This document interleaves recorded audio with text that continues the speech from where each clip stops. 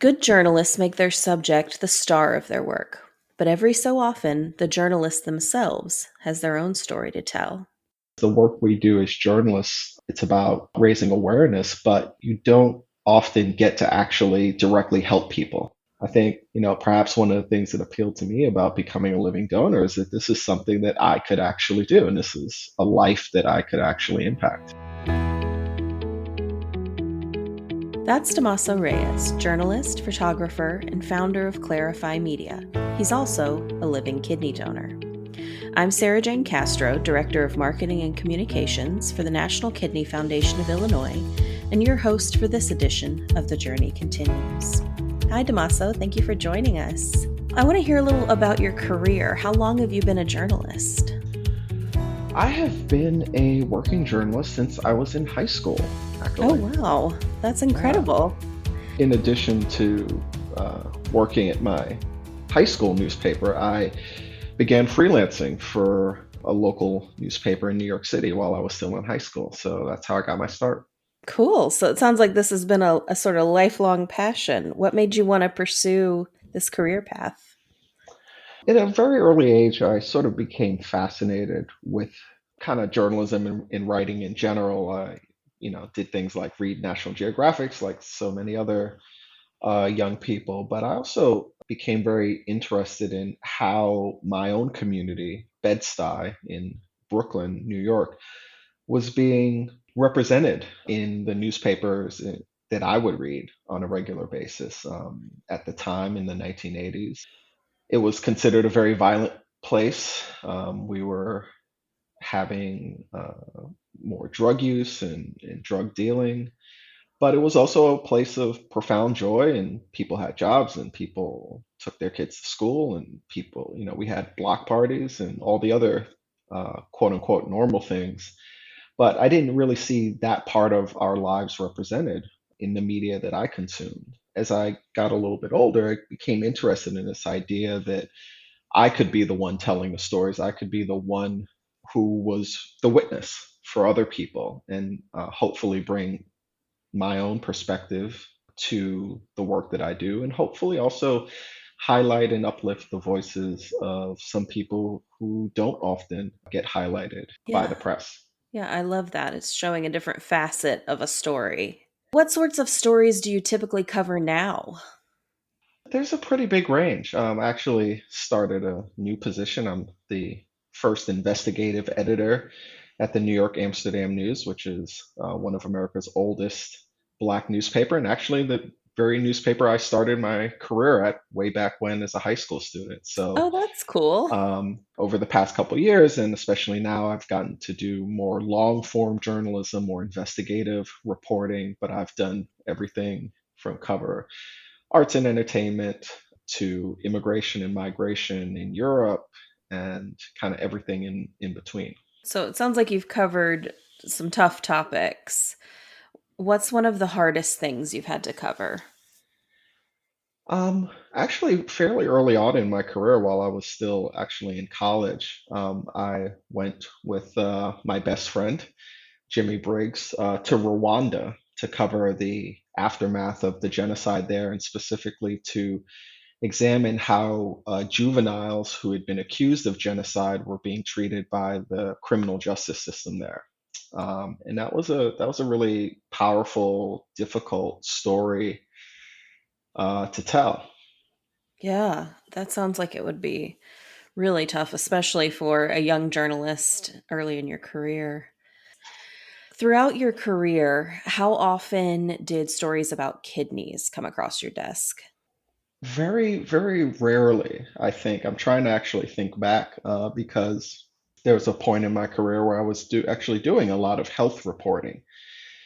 Even with the health reporting I did, I did stuff on cancer, I did stuff on other issues concerning communities of color, but I can't honestly recall specifically doing anything around kidney health.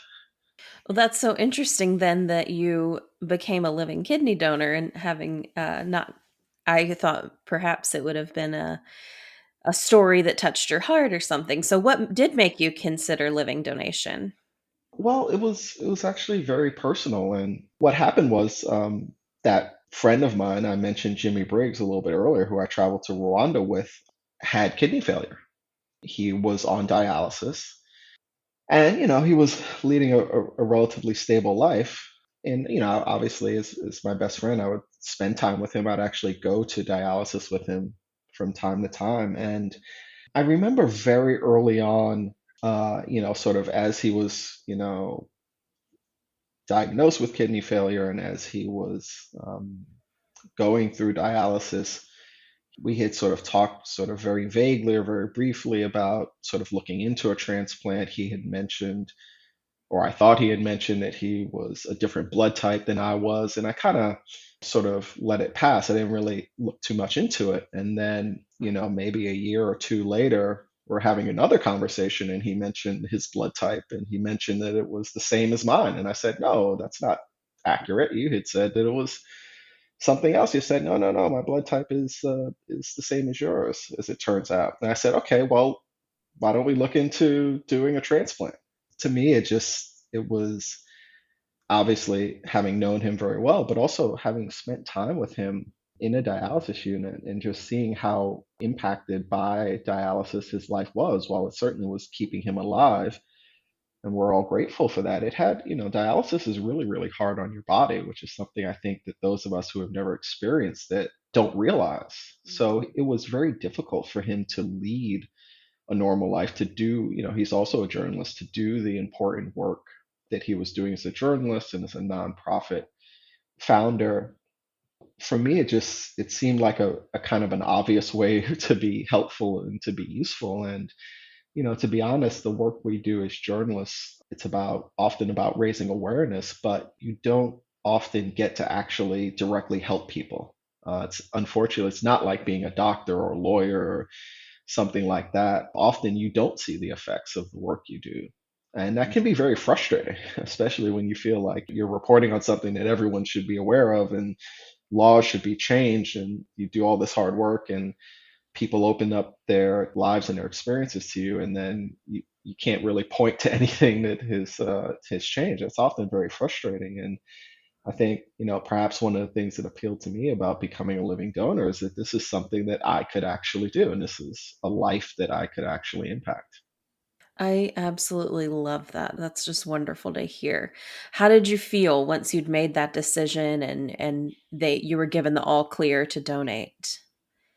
I mean, I felt great. I never had any kind of doubts or concerns or worried. I think the team that I worked with at Mount Sinai, New York, was extraordinarily supportive and informative. And, sort of once I did my own homework and realized the minimal amount of risk that I would be under as a donor and the real life-changing benefit it would give to my friend, the person I donated to, it was a no-brainer for me. Now I work as a living, don't not work as, but I volunteer as a living donor mentor. And I always counsel people to say, hey, if you do have doubts, that's perfectly natural. You shouldn't worry about that. And you should flesh those doubts out. And if you don't want to proceed, then that's absolutely okay to do. But for myself, the metaphor I tend to use is that, if we were at a pool party together and we saw someone drowning in the pool and we were, say, all able to swim, wouldn't we jump in the pool and save that person? And when it comes to, people suffering from kidney disease and people who are on dialysis, they're also drowning. They're just drowning very, very, very slowly. So it doesn't seem as immediate because on the outside, they seem normal, especially if you don't visit them while they're undergoing dialysis. But the truth is, we know the statistics. We know that people on dialysis lead shorter lives of less quality. And so for me, this was an opportunity to help somebody I loved and cared about at relatively little risk to myself. So, I was incredibly grateful to be able to help somebody that I cared about and to be able to support them in this way. Oh my goodness. I'm sure he was grateful as well. Were your friends and family supportive or was anyone hesitant? Everyone was supportive. I think the thing that seemed strange to me And one of the reasons why, now I volunteer as a living donor mentor is that kind of nobody else raised their hands and nobody else volunteered. Obviously, people have different things going on in their lives, and they have different journeys. But to me, it felt obvious for me that this is something that I needed to do to help somebody I cared about. I hope that, other people begin to think about this as an option for themselves. I think that, from what I've observed as visiting, and one of the things I also do is actually visit dialysis patients to try to inform them about the opportunities to receive a living donation. But I think a lot of folks who are on dialysis, a lot of folks who are in kidney failure, are hesitant. They're hesitant to ask their friends and family for a number of different reasons. But oftentimes people do need to be asked. They don't think of it as something that they can do. They don't, they often don't have the information that they need, which is why I think it's so important to let people know what the process is like and how important it can be and how life-saving it is. Absolutely. I think that you hit the nail on the head there, that making people aware of the lower risks and the higher quality of life for the recipient, I think that makes all the difference. So, when was the transplant? It was in 2014. Okay. And how did you feel after surgery? I was tired. I had some pain. It is major surgery, but I was up and walking the same day of the surgery. Now, I wasn't going very far or very fast, but I'd say within a week, I was feeling probably about 80, 85% normal. They were able to do my surgery laparoscopically, so there was minimal incision. There was some pain for a couple days. You just had surgery. It's gonna hurt, but it was totally manageable with medication. So after the surgery, I felt good, and we're very fortunate. We had a great team, and the news that I got pretty much right away and it was great news, was the kidney started functioning right away. That was great. He didn't have to do any more dialysis, which was the hope that we had, but isn't always the case in transplants. So I was really excited that my friend was going to be able to lead a more normal life, and he certainly has since then. So, we're 8 years out now. What is life like for you and for Jimmy at this point? Life is pretty normal for both of us. He's been able to sort of fully re-engage in his career, which is great. Since then, he's gotten married. He's adopted a baby girl. He's traveled all over the world for his work. So have I. Life is pretty normal, other than having to explain to new doctors that I only have one kidney, so that they look at my test results without being terrified. Uh-huh. Life is pretty normal. Since the transplant, I ran a marathon. Oh my Um, gosh. so which is something I had not done before the transplant. Wow. So I can honestly say I'm doing as much or more since the transplant. So life is good, and it's also good for me knowing that my friend is healthy and happy and able to live his life. I think for people who have family members or friends who are suffering from kidney disease, it's hard knowing that someone that you love or care about is in pain or suffering, or can't live their lives the way they would like to. And being able to be a part of this process, for me, every time my friend experiences a milestone, I feel like I'm a part of that.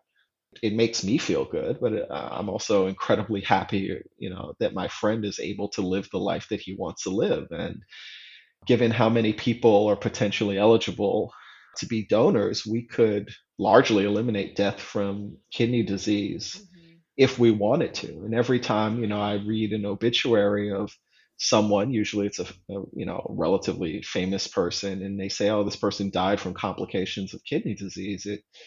It baffles me that, we have the ability as a society to make these wait lists disappear, but we haven't done it yet. And I think that that's something that, given the impact on quality of life, but also, if we just want to talk dollars and cents, it's a lot cheaper to transplant people than it is to keep them on dialysis.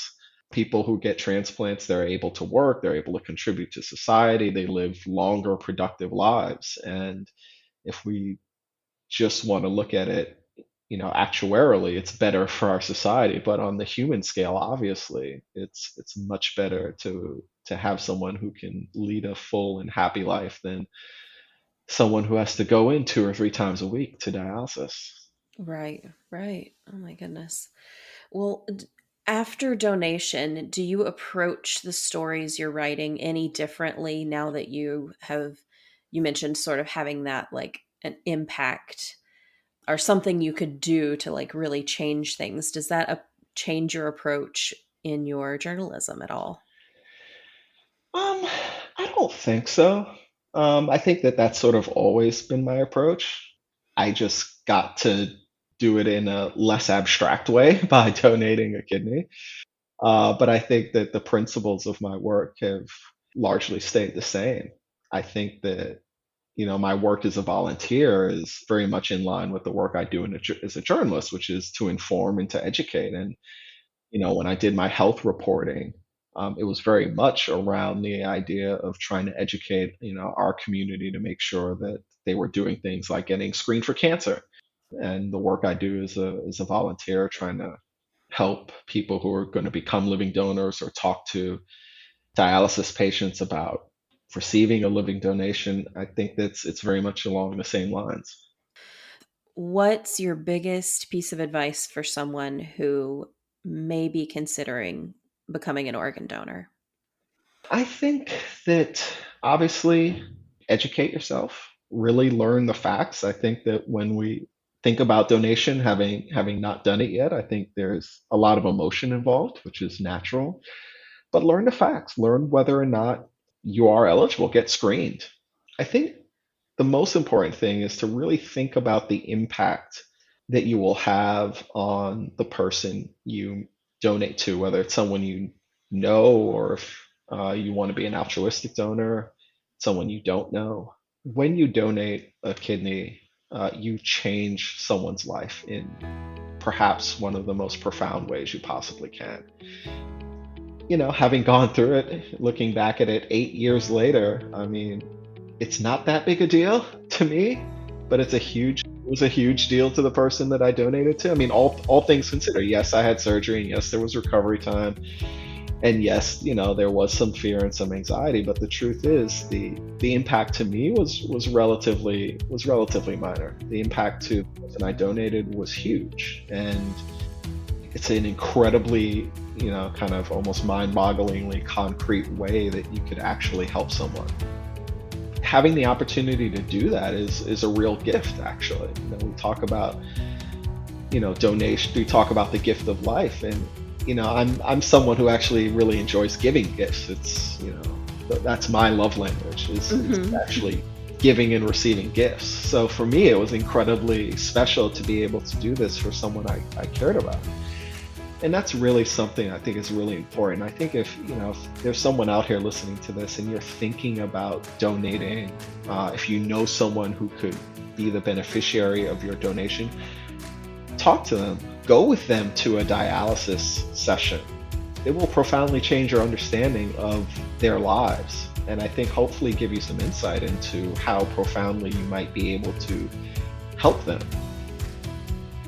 That's beautifully put. That's why you are the writer. Damaso, I want to thank you so much for your time and for sharing your story. And I just keep thinking about Jimmy and his family now and the life that he's able to lead because you said yes and you chose to donate. And I just want to thank you for your gift and for your time. Where can our listeners find your work? They can visit damaso.com, Damaso.com, and find my work there. Thanks to our guest, Damaso Reyes, for sharing about his career and his story of living donation. If you'd like to learn more about becoming a living donor, visit the National Kidney Foundation of Illinois website at nkfi.org. I'm Sarah Jane Castro, and this is The Journey Continues. Prevention is a key part of our mission at NKFI. That's why at the end of each episode, Dr. Melissa Prest offers a health or nutrition tip. Here's today's nutrition tip about vitamin D. Vitamin D is a fat-soluble vitamin, meaning it's stored in fat in the body. You may have heard vitamin D called the sunshine vitamin because we can get it from exposure to the sun. But we can also get vitamin D from the foods that we eat. The best sources of vitamin D are fatty fish like salmon and tuna, and foods fortified with vitamin D like milk. Vitamin D is also present in small amounts in beef liver, cheese, egg yolks, and mushrooms. Vitamin D plays many roles in the body, including promoting calcium absorption in the gut and maintaining enough blood calcium and phosphate concentrations to allow for normal bone development. Without enough vitamin D, bones may become thin, brittle, and misshaped. Calcium plus vitamin D helps to protect older adults from osteoporosis, which is a disease that causes bones to become weak and brittle, making them easy to break. Many people are at risk for vitamin D deficiency, including people living with chronic kidney disease. This is because your kidneys play an important role in how your body activates vitamin D from sun exposure and the foods we eat. If your kidneys are not healthy, then you may have low levels of vitamin D in your blood. It's important to have your vitamin D levels checked by your healthcare provider and be treated if they are low. With today's nutrition tip, I'm Melissa Prest, a registered dietitian nutritionist and the foundation dietitian for the National Kidney Foundation of Illinois. The Journey Continues is brought to you by the National Kidney Foundation of Illinois and sponsored by Donate Life Illinois. To learn more about kidney disease and living donation, visit www.nkfi.org. To register to become an eye, tissue, and organ donor, visit lifegoeson.com. If you enjoyed what you heard today, please subscribe to and leave a review for The Journey Continues in Apple Podcasts or wherever you like to listen. This podcast is produced by Rivet. To hear more great podcasts, visit rivet360.com.